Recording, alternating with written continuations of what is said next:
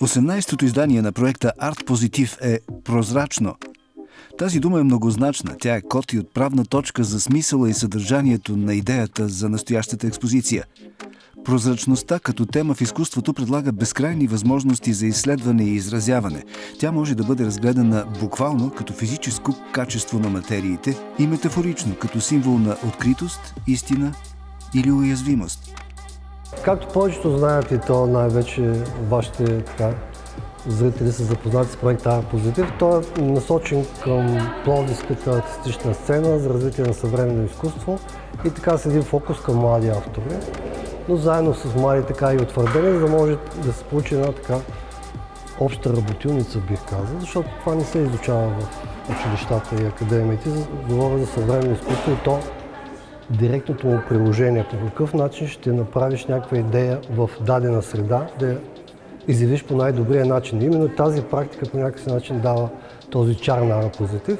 И затова по принцип избираме такива теми, за разлика от седмица на съвременното изкуство, където е кураторска, по-задълбочена, с по-тежки, дълго време трябва да преосмисляш темата. Тук гледаме да е някакси по-близка до художника, до артиста. Затова назад, ако тръгнем мини, розово, еко. И тази година решихме да е прозрачно. А защо прозрачно? Защото преди години правихме една седмица на съвременното изкуство прозрачно.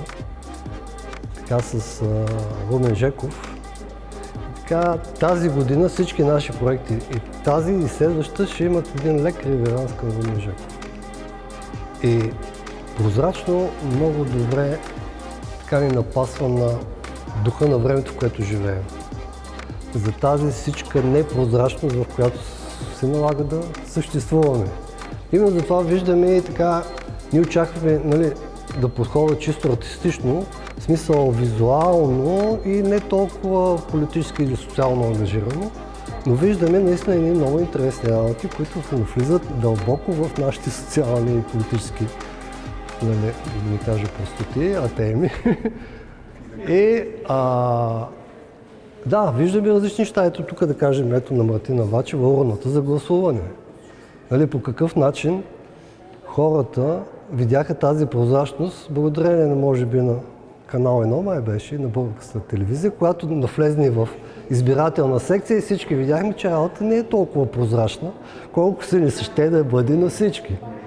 Но, говорих и там, после виждаме на Ива Вачева, базирана в Берлин и тя точно това споделя, че тази работа е инспирирана с всички тези нейни страхове и всички тези нейни желания, когато скачахме по площадите, искахме демокрация сега, веднага и на момента, но тя не се изслучва и все повече не се случва. Въпреки, че имаме демокрация, но в края на кращата виждаме всички тези непрозрачни неща, както в персонален, така и в обществен план и в всички тези сфери, в които сме принудени да живеем. Кажем, имаме пък на Яна Костова един стъклен съд с едни остри стъкла, които може да те порежат.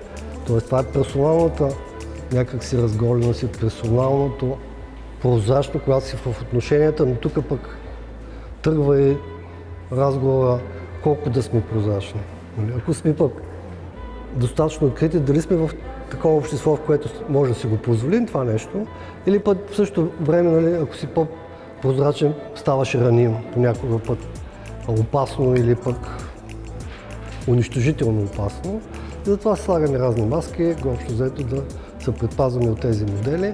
Имаме и екологични послания, горе Ваня Вълкова, с всички тези бетонни конструкции, които капитала гледа да вкара пари в бетона и в конструкция, но той, както винаги, и той е крехък и по някой път неуспешен и виждаме и бетонни скелети, които са в природата ни завършили конструкции, които унищожават природата, но постепенно тя почва да си ги връща, защото човешкото безхаберие няма граници.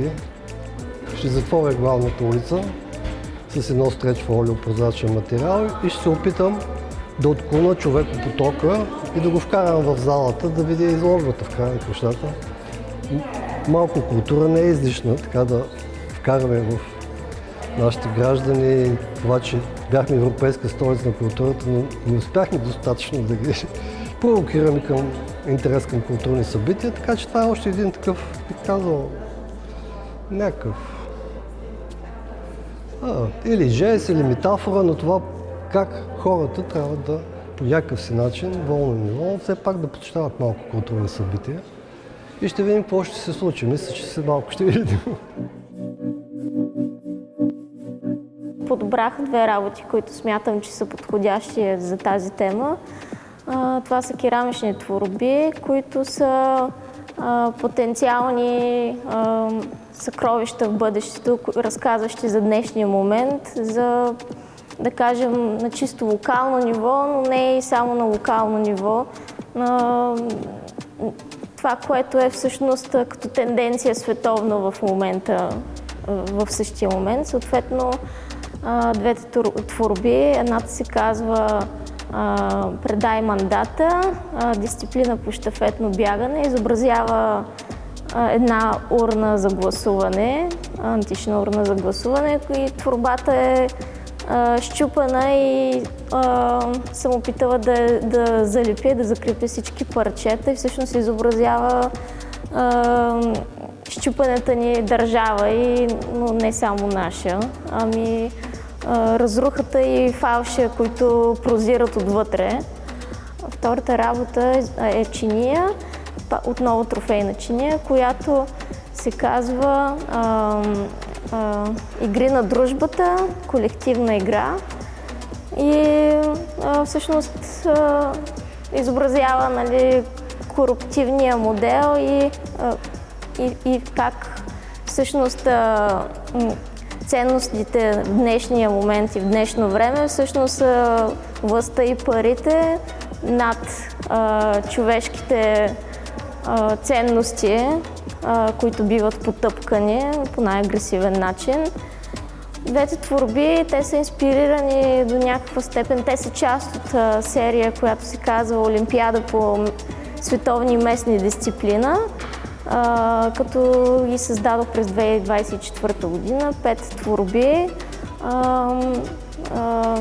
които са, както казах, като наградни трофеи или инспирирано от Олимпиадата в Париж до някаква степен, но също така продължение на моята серия, която направих през 2017 година под име "Пост-Траки".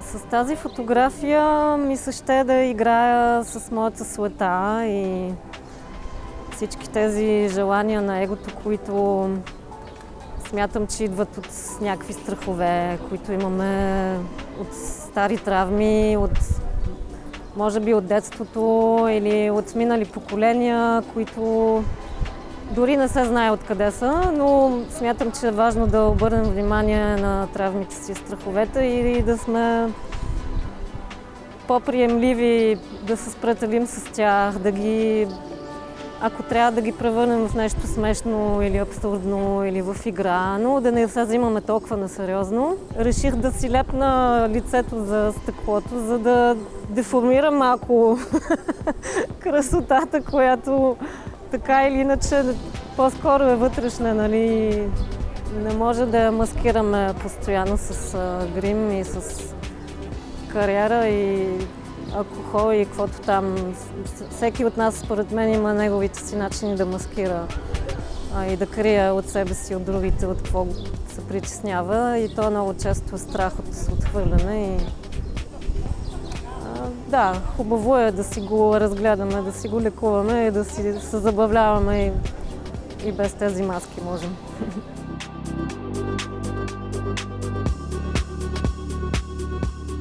Творбата на Явор Костадинов "Прозрачни следи" представлява авторска интерпретация на визуалния подход и наративното рисуване от старите детски телевизионни програми с рисувани приказки, излъчвани по Българската национална телевизия.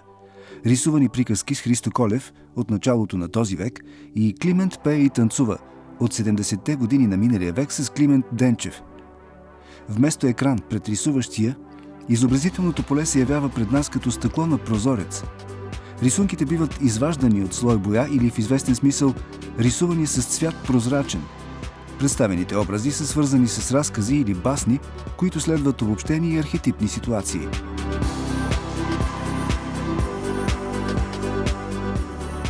На темата прозрачно отговорих с много стъкло, което реже и символизира истината, която е прозрачна и режеща. Често пъти я прикриваме, но тя е най-доброто лекарство. Въпросът е в дозировката. Обобщаваща е и конкретна. Много ме потикна, благодаря на Живка Валевичарска за рамото, просто че ме потикна да създам тази работа. Отдавна я мислех, но се търсех хубав и повод да я изложа.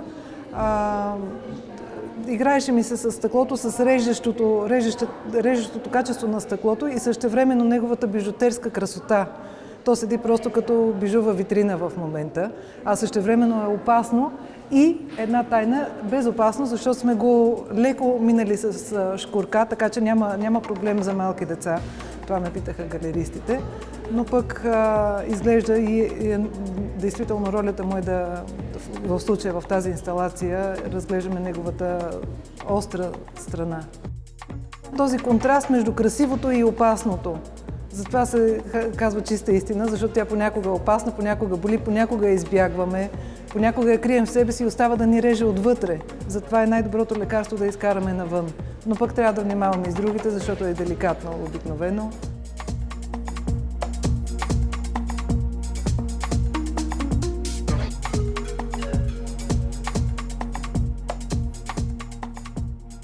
Мисля, че във всеки един човек живеят и ангелите, и демоните. И когато човек иска да покрие демоните, се покрива с най-различни опаковки. Но всъщност, според мен, доброто и духът на един човек винаги е прозрачен, каквито и опаковки да има.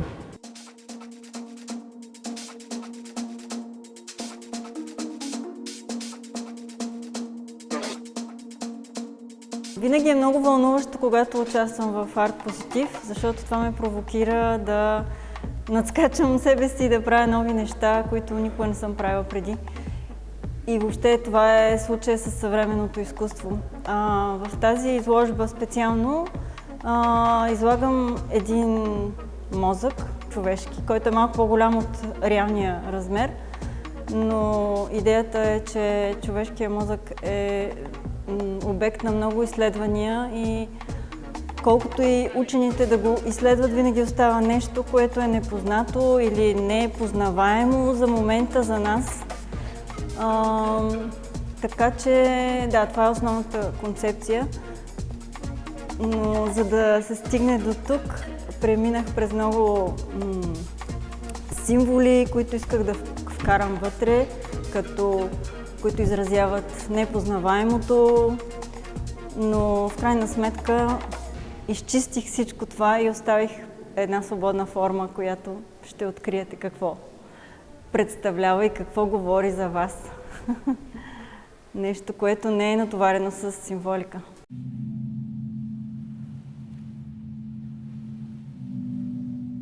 Като цяло, чрез изкуството се стремя да създавам медитативни усещания. Това е един танц с илюзията.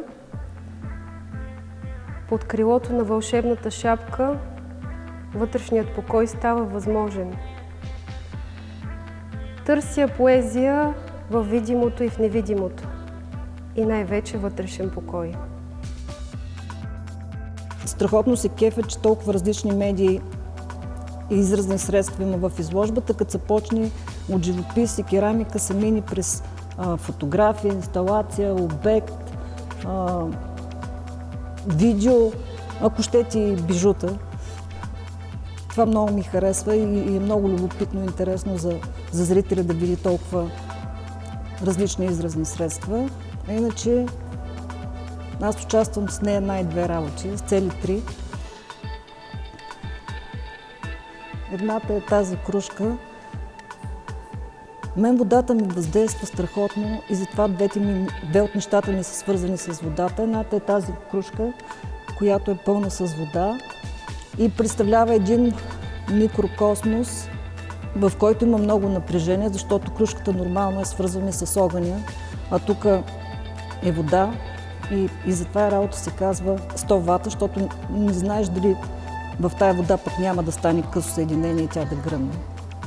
Видеото се казва Под вода и също в него участва вода. Това е моето лице, потопено в един басейн и всъщност зрителя, минавайки отдолу, все едно той е в басейна и вижда моето лице, което го наблюдава. Аз като минавам отдолу се стряскам, защото е силно деформирано лицето ми и въздейства по абсолютно различен начин. И водата е уж прозрачна, а много променя физиономията и въздействието на погледа и на това лице, което гледа отдолу. А безстряскаща работа, поне за мен. От много години се опитвам да обърна внимание към тези табла, които пречат да се гледа археологията. Всъщност хората идват в Пловдив, за да видят артефактите, а тези табла, колкото и хубави изложби да правят на тях, пречат, за да надникнем. И като чух, че темата ще е прозрачно, и си казах, ето чудесен повод да станат прозрачни тези табла. И затова ги обвих с стреч фолио, така хората спокойно виждат през тях. И работа се казва Нищо, има едни сребърни надписи Нищо. И вече превърнала си в творчески акт, тази инсталация придобива съвсем различен смисъл. Опитвам се да накарам зрителя да се замисли за това, кое е нищо, има ли смисъл, видимо ли е прозрачното и какво виждаме отвъд него. И не на последно место да обърна внимание и да се махнат тия табла оттам.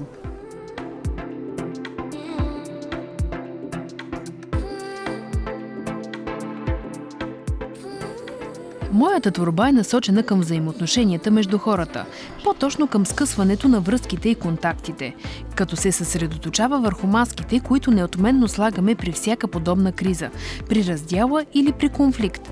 Когато искаме да се защитим от отсрещния или от обществото, което ни обгражда, ние обикновено слагаме маски. Само че с тези маски, вместо да се защитим, ние се отдалечаваме едни от други и загубваме прозрачността във взаимоотношенията си.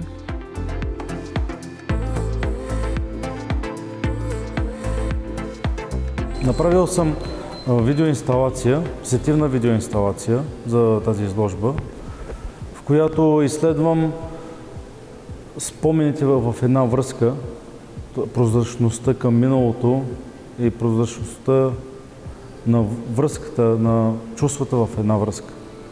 Независимо какво се е случило от началото до края на една връзка, тя винаги се запечатва в съзнанието на човека.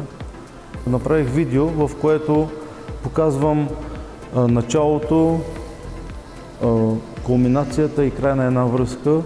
Пред видеото съм сложил една празна чаша, която на заден фон има само една сянка, пълна с вино до половината. Тоест, в миналото неща са се случили, била е пълна чашата, а в настоящето вече е празна. И тази прозрачна чаша зад себе си тая много спомени, много чувства, които няма как да бъдат забравени.